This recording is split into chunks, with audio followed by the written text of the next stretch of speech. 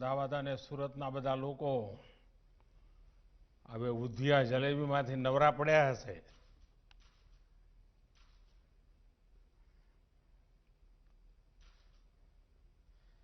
गुजरात के राज्यपाल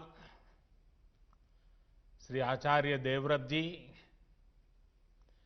केंद्रीय मंत्रिमंडल में मेरे सहयोगी अमित शाह जी, हरदीप सिंह पुरी जी, गुजरात के मुख्यमंत्री विजय रूपाणी जी,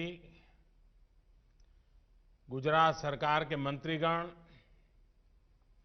सांसद और विधायकगण, अहमदाबाद और सूरत के मेरे प्यारे भाई और बहनों, उत्तरायण की शुरुआत में आज अहमदाबाद और सूरत को बहुत ही अहम उपहार मिल रहा है.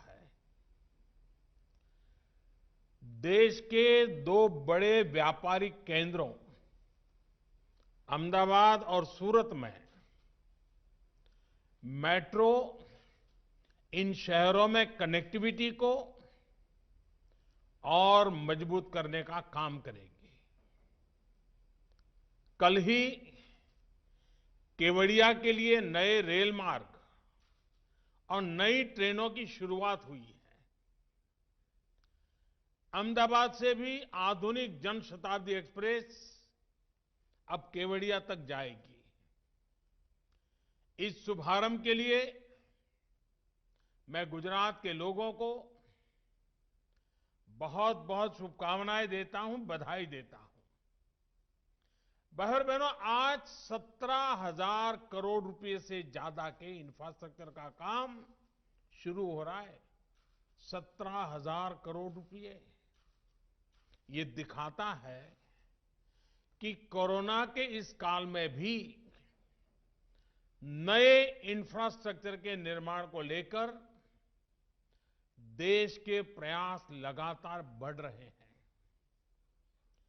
बीते कुछ दिनों में ही देश भर में हजारों करोड़ रुपए के इंफ्रास्ट्रक्चर प्रोजेक्ट का या तो लोकार्पण किया गया है या फिर नए प्रोजेक्ट्स पर काम शुरू हुआ है. साथियों, अहमदाबाद और सूरत दोनों गुजरात की और भारत की आत्मनिर्भरता को सशक्त करने वाले शहर हैं. मुझे याद है जब अहमदाबाद में मेट्रो की शुरुआत हुई थी तो वो कितना अद्भुत पल था. लोग छत पे धावे पर खड़े थे. लोगों को चेहरों पर जो खुशी थी वो शायद ही कोई भूल पाएगा. मैं ये भी देख रहा हूं कि अहमदाबाद के सपनों ने, यहां की पहचान ने कैसे खुद को मेट्रो से जोड़ लिया है. अब आज से अहमदाबाद मेट्रो के दूसरे चरण पर काम शुरू हो रहा है. अहमदाबाद मेट्रो रेल प्रोजेक्ट में अब मोटेरा स्टेडियम से महात्मा मंदिर तक एक कॉरिडोर बनेगा और दूसरे कॉरिडोर से जीएनएलयू और गिफ्ट सिटी आपस में जुड़ेंगे. इसका लाभ शहर के लाखों लोगों को होगा. साथियों, अहमदाबाद के बाद सूरत गुजरात का दूसरा बड़ा शहर है जो मेट्रो जैसे आधुनिक पब्लिक ट्रांसपोर्ट सिस्टम से जुड़ेगा. सूरत में मेट्रो नेटवर्क तो एक प्रकार से पूरे शहर के महत्वपूर्ण व्यापारिक केंद्रों को आपस में कनेक्ट करेगा. एक कॉरिडोर सरथना को ड्रीम सिटी से तो दूसरा कॉरिडोर भैसन को सरौली लाइन से जोड़ेगा. मेट्रो के इन प्रोजेक्ट की सबसे बड़ी खासियत यह है कि ये आने वाले वर्षों की जरूरतों का आकलन करते हुए भी बनाए जा रहे हैं। यानी जो आज इन्वेस्टमेंट हो रहा है, उससे हमारे शहरों को आने वाले कई सालों तक बेहतर सुविधाएं मिलेगी। भाई और बहनों, पहले की सरकारों की जो अप्रोच थी, हमारी सरकार कैसे काम कर रही है, इसका बेहतरीन उदाहरण क्या फर्क था, ये बहुत भली भांति देश में मेट्रो नेटवर्क का विस्तार से पता चलता है। 2014 से पहले के 10-12 साल में सिर्फ 250 किलोमीटर मेट्रो लाइन ऑपरेशनल हुई थी। वहीं बीते 6 साल में 450 किलोमीटर से ज्यादा मेट्रो नेटवर्क चालू हो चुका है। इस समय देश के 27 शहरों में 1000 किलोमीटर से ज्यादा के नए मेट्रो नेटवर्क पर काम चल रहा है। साथियों, एक समय था जब हमारे देश में मेट्रो के निर्माण को लेकर कोई आधुनिक सोच नहीं थी। देश की कोई मेट्रो पॉलिसी भी नहीं थी।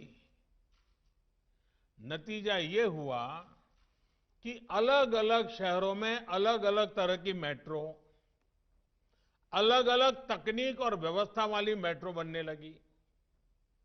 दूसरी दिक्कत ये थी कि शहर के बाकी ट्रांसपोर्ट सिस्टम का मेट्रो के साथ कोई तालमेल ही नहीं था। आज हम शहरों के ट्रांसपोर्टेशन को एक इंटीग्रेटेड सिस्टम के तौर पर विकसित कर रहे हैं।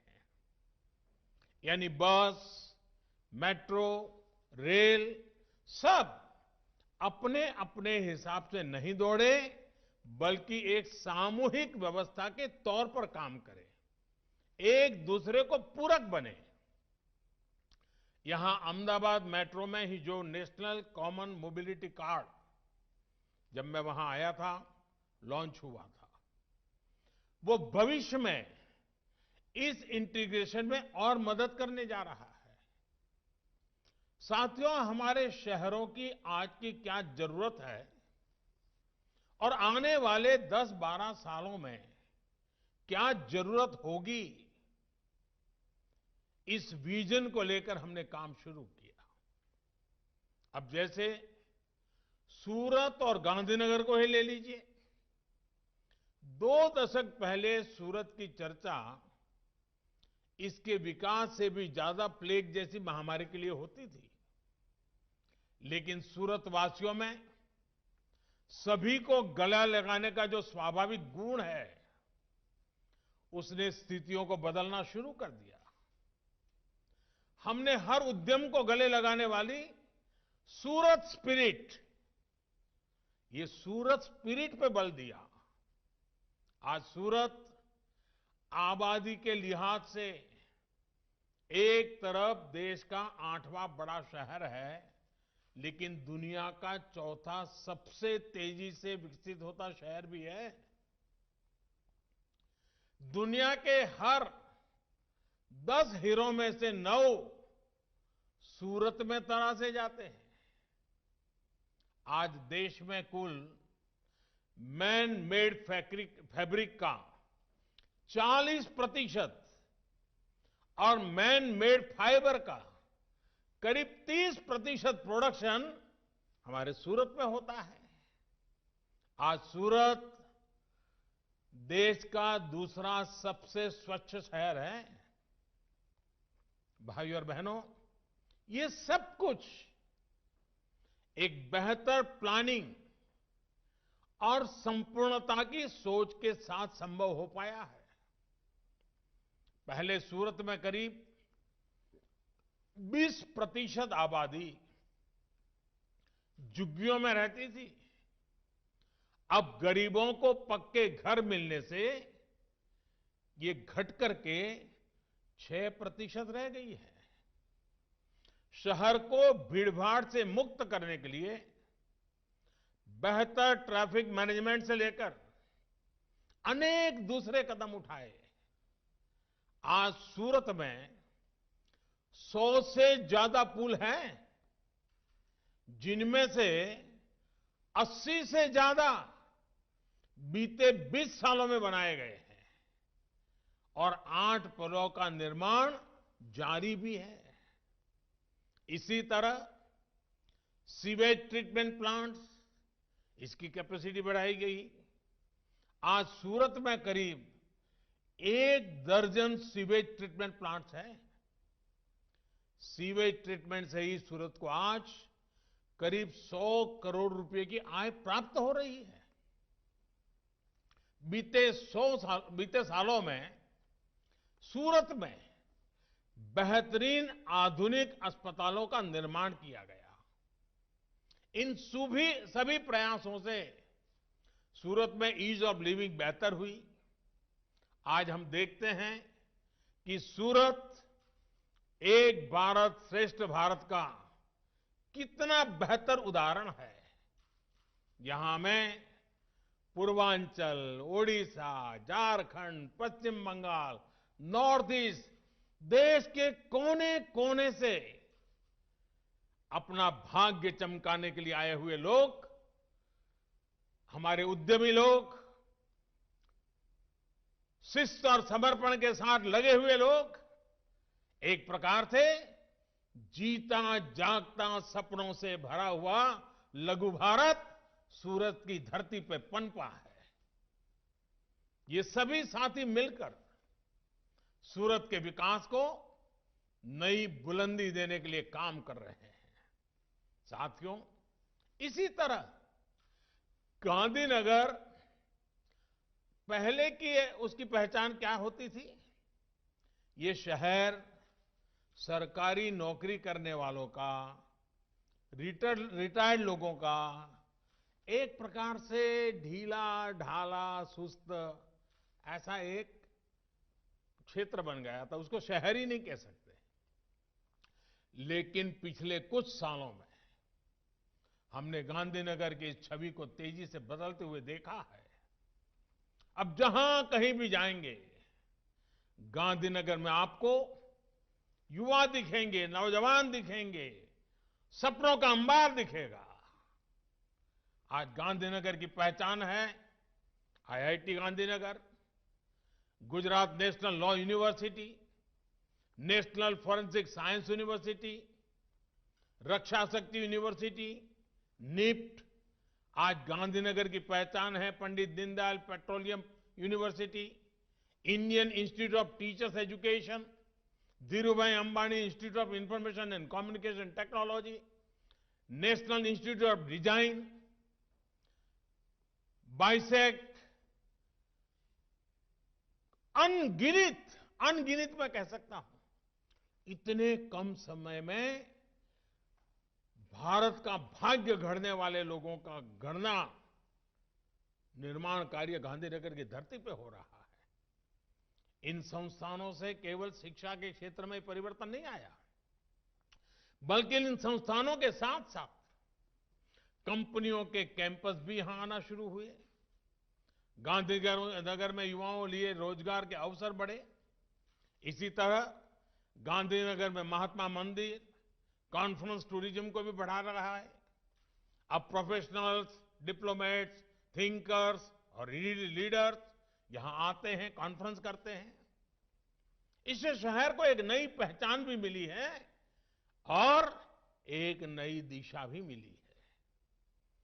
आज गांधीनगर के शिक्षा संस्थानों, आधुनिक रेलवे स्टेशन, गिफ्ट सिटी, ऐसे प्रोजेक्ट्स, इंफ्रा के अनेक आधुनिक प्रोजेक्ट्स, इसने गांधीनगर को जीवंत कर दिया है। एक प्रकार से स्वप्निल शहर बना दिया है।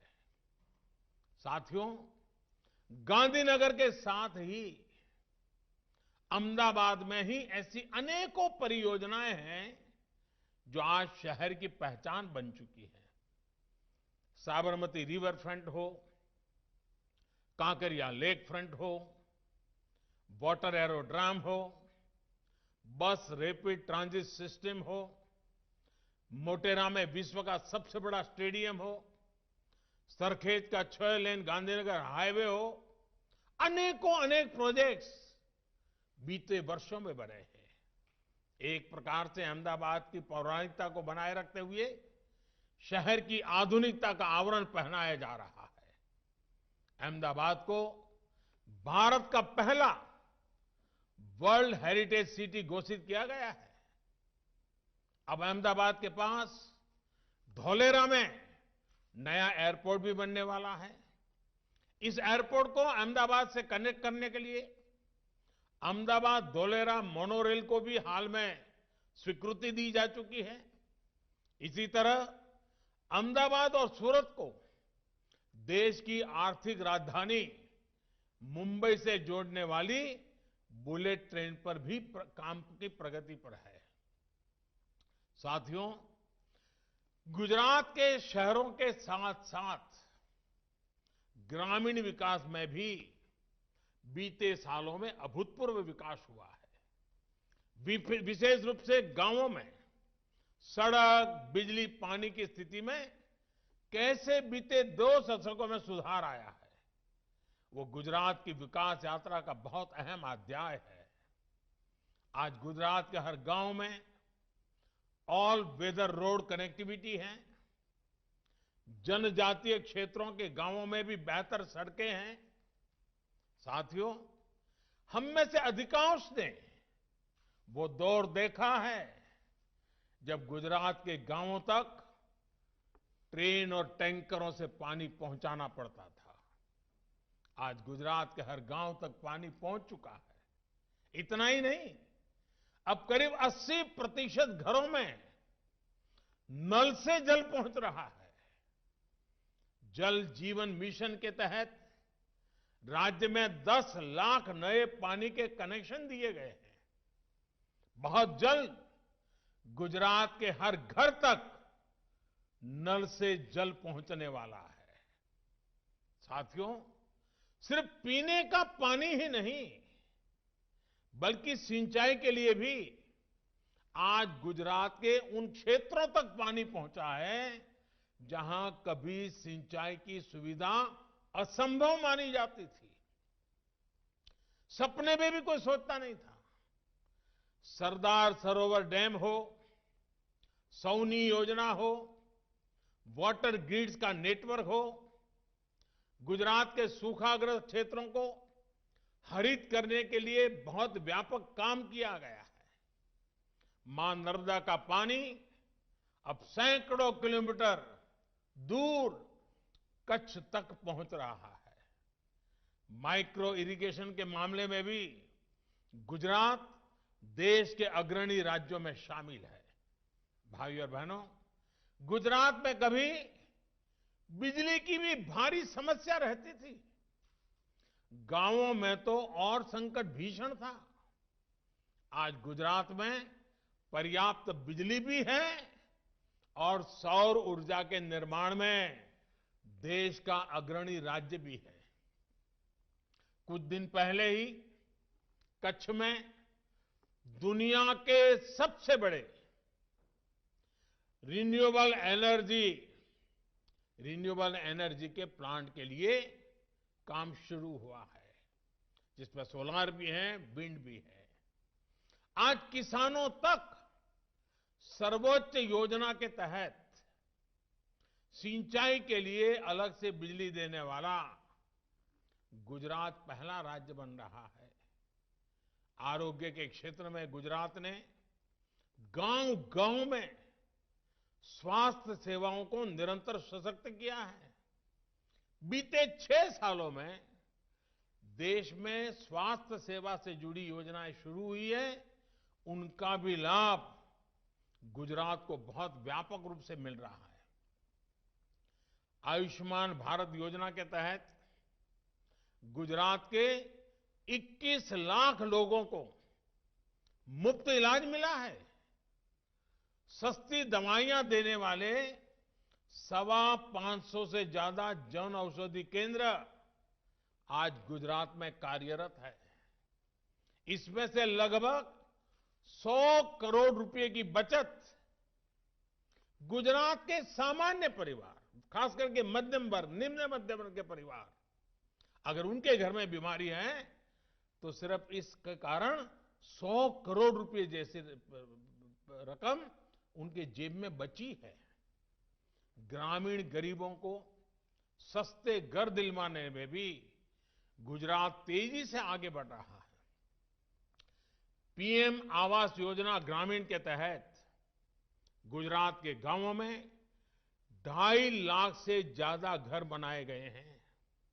इसी तरह स्वच्छ भारत मिशन के तहत गुजरात के गांवों में 35 लाख से ज्यादा शौचालय का निर्माण हुआ है। गुजरात के गांवों के विकास के लिए कितनी तेजी से काम हो रहा है, इसका एक और उदाहरण है डिजिटल सेवा सेतु। इसके माध्यम से राशन कार्ड, जमीन से जुड़े कागज, पेंशन स्कीम, कई अन्य तरह के सर्टिफिकेट, ऐसी अनेक सेवाएं गांव के लोगों तक पहुंचाई जा रही है।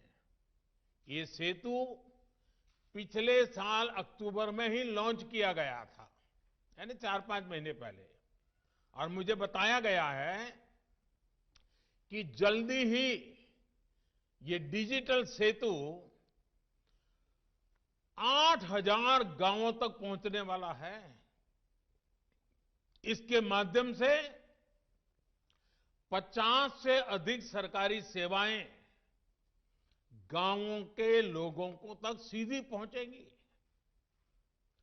मैं इस कार्य के लिए गुजरात सरकार की पूरी टीम को बहुत बहुत बधाई देता हूं।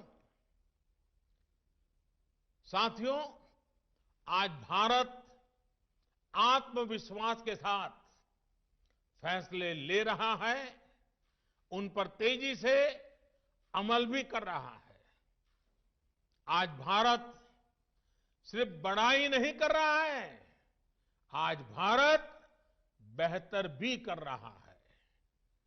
आज दुनिया की सबसे बड़ी प्रतिमा भारत में है। आज दुनिया के सबसे बड़ा अफोर्डेबल हाउसिंग प्रोग्राम भारत में चल रहा है। आज दुनिया का सबसे बड़ा हेल्थ केयर एश्योरेंस प्रोग्राम भी भारत में चल रहा है। 6 लाख गांवों को तेज इंटरनेट से जोड़ने का विराट काम भी भारत में ही हो रहा है। और परसों ही कोरोना संक्रमण के विरुद्ध दुनिया का सबसे बड़ा टीकाकरण अभियान भी भारत में ही शुरू हुआ है। यहां गुजरात में ही बीते दिनों 2 ऐसे काम पूरे हुए जिनका मैं विशेष तौर पर जिक्र करना चाहता हूं। ये उदाहरण है कि कैसे तेजी से पूरी होती परियोजनाएं लोगों का जीवन बदल देती है। एक गोगा और हजीरा के बीच रोपैक्स सेवा और दूसरी गिरनार रोपवे। साथियों, पिछले साल नवंबर में, यानी 4 महीने पहले, गोगा और हजीरा के बीच से ये रोपैक्स सेवा शुरू होने से सौराष्ट्र और दक्षिण गुजरात दोनों ही क्षेत्रों के लोगों का वर्षों का इंतजार समाप्त हुआ है और वहां के लोगों को इसका बहुत लाभ हो रहा है। इस सेवा से गोगा और हजीरा के बीच सड़क की दूरी 450 किलोमीटर की है, वो समंदर के रास्ते सिर्फ 90 किलोमीटर ही रह गई है। यानी जिस दूरी को तय करने में पहले 10 से 12 घंटे लग जाते थे, अब वो 4-5 घंटे में ही पूरी हो जा रही है। यानी इससे हजारों लोगों का समय बच रहा है, पेट्रोल डीजल पर होने वाला खर्च बच रहा है, सड़क पर चलने वाली गाड़ियां कम होने से प्रदूषण कम करने में भी मदद मिली है। सिर्फ 2 महीने में, मुझे जो बताया गया, सिर्फ 2 महीने में 50,000 से ज्यादा लोग इस नई सुविधा का लाभ ले चुके हैं। 14,000 से ज्यादा गाड़ियां भी रोपैक्स फेरी से ले जाई गई हैं। सूरत के साथ सौराष्ट्र की इस नई कनेक्टिविटी ने सौराष्ट्र के किसानों और पशुपालकों को फल, सब्जी और दूध सूरत पहुंचाने का आसान मार्ग उपलब्ध कराया है। सड़क के रास्ते पहले फल, सब्जी और दूध ऐसी चीजें खराब हो जाती थी, पहुंचते पहुंचते ही बर्बाद हो जाता था। अब समंदर के रास्ते पशुपालकों और किसानों के उत्पाद और तेजी से शहरों तक पहुंच रहे हैं। वहीं सूरत में व्यापार कारोबार करने वाले साथियों और श्रमिक साथियों के लिए भी आना जाना इस फेरी सेवा से बहुत आसान हो गया है। साथियों, इस फेरी सर्विस से कुछ सप्ताह पहले ही पिछले साल अक्टूबर के महीने में गिरनार में रोपवे शुरू हुआ था, वो भी करीब 4-5 महीने पहले। पहले गिरनार पर्वत पर दर्शन करने जाने के लिए 9,000 सीढ़ियां चढ़कर जाने का ही विकल्प था। अब रोपवे ने श्रद्धालुओं को एक और सुविधा दी है। पहले मंदिर तक जाने में 5-6 घंटे लग जाते थे, अब लोग कुछ मिनट में ही वो दूरी तय कर लेते हैं। मुझे बताया गया है कि सिर्फ 2.5 महीने में ही अब तक 2,13,000 से ज्यादा लोग इसका लाभ उठा चुके हैं। आप कल्पना कर सकते हैं, सिर्फ 2.5 महीने में 2 लाख से ज्यादा लोग। आज समझ सकते हैं कि कितनी बड़ी सेवा का काम हुआ है। और मुझे विश्वास है, खास करके जो बुजुर्ग माताएं, बहनें, बुजुर्ग परिवार के वरिष्ठ लोग ये जो यात्रा कर रहे हैं, मेरे जैसे अनेकों को उनके आशीर्वाद मिल रहे हैं, जो हमें और अधिक काम करने की ताकत देते हैं।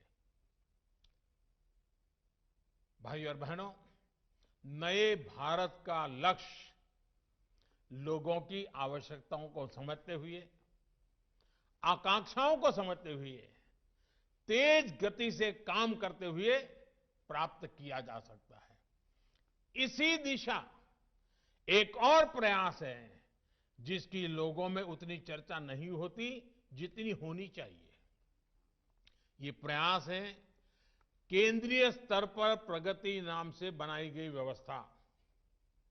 मैं जब गुजरात में था तो स्वागत कार्यक्रम की बड़ी चर्चा हो रही थी, लेकिन देश के अंदर प्रगति कार्यक्रम जो मेरा चल रहा है, देश की अलग अलग योजनाओं में इंफ्रास्ट्रक्चर के प्रोजेक्ट में तेजी लाने के में इस प्रगति प्लेटफॉर्म का, प्रगति कार्यक्रम का बहुत बड़ी भूमिका है। यहां सरकार से जुड़े लोग जानते हैं कि प्रगति की बैठकों में मैं स्वयं भी घंटों तक बैठ करके राज्यों के अधिकारियों से एक एक प्रोजेक्ट की बारीकी से चर्चा करता हूं, उनकी समस्याओं का समाधान करने के लिए प्रयास करता हूं। प्रगति की बैठकों में मैं कोशिश करता हूं कि सभी स्टेक होल्डर्स के साथ सीधा संवाद करके दशकों से अटके हुए प्रोजेक्ट का कोई हल निकल सके। बीते 5 साल में प्रगति की बैठकों में 13 लाख करोड़ रुपए से ज्यादा के प्रोजेक्ट्स की समीक्षा हो चुकी है। इन बैठकों में देश के लिए जरूरी लेकिन बरसों से अधूरी अनेक परियोजनाओं को रिव्यू करने के बाद उनका उचित समाधान किया गया है। साथियों, सालों से अटकी और लटकी योजनाओं को गति मिलने से सूरत जैसे हमारे शहरों को गति मिलती है। हमारे उद्योगों को और खासकर छोटे उद्योगों को, एमएसएमईज को एक आत्मविश्वास मिलता है कि वो दुनिया के बड़े बाजारों से कंपटीशन कर रहे हैं तो उनके पास बड़े देशों जैसा इंफ्रास्ट्रक्चर भी है। आत्मनिर्भर भारत अभियान में इन छोटे उद्योगों के लिए और भी कई बड़े कदम उठाए गए हैं। छोटे उद्योगों को संकट से बाहर निकालने के लिए एक तरफ हजारों करोड़ रुपए के आसान ऋण की व्यवस्था की गई है, वहीं दूसरी तरफ एमएसएमईज को ज्यादा अवसर देने के लिए महत्वपूर्ण फैसले भी लिए गए हैं। सबसे बड़ा फैसला सरकार ने एमएसएमईज के परिभाषा को लेकर किया है, निवेश की सीमा को लेकर किया है। पहले एमएसएमईज का विस्तार करने से उद्यमी इसलिए बचते थे क्योंकि उनको सरकार से मिलने वाले लाभ खोने का डर रहता था। अब सरकार ने ऐसे प्रतिबंधों को हटाकर इन इकाइयों के लिए नए रास्ते खोले हैं। इसके साथ ही नई परिभाषा में मैन्युफैक्चरिंग और सर्विस एंटरप्राइज के भेदभाव को भी खत्म किया गया है। इससे सर्विस सेक्टर में भी नई संभावनाएं पैदा हुई हैं। वहीं सरकारी खरीद में भी भारत के एमएसएमईज को ज्यादा से ज्यादा मौके मिले, इसका प्रबंध भी किया गया है। कोशिश ये है कि हमारे छोटे उद्योग खूब फले फूले और उनमें काम करने वाले श्रमिक साथियों को बेहतर सुविधाएं, बेहतर जीवन मिले। साथियों, इन विराट प्रयासों के पीछे 21वीं सदी के युवा, भारत की युवा अनगिनत आकांक्षाएं हैं। वो आकांक्षाएं जो बुनियादी सुविधा और सुरक्षा के अभाव में पूरी होनी कठिन है। मुझे विश्वास है कि उन कठिनाइयों को दूर करना है, सपनों को सामर्थ्य देना है और संकल्प को सिद्ध करके रहना है। मुझे विश्वास है कि अहमदाबाद और सूरत के ये मेट्रो प्रोजेक्ट इन शहरों के हर साथी की आकांक्षाओं और अपेक्षाओं को पूरा करेंगे। इसी विश्वास के साथ गुजरात के सभी भाइयों बहनों को, खास करके अहमदाबाद और सूरत के नागरिक भाइयों बहनों को मेरी तरफ से बहुत बहुत बधाई है, बहुत बहुत धन्यवाद।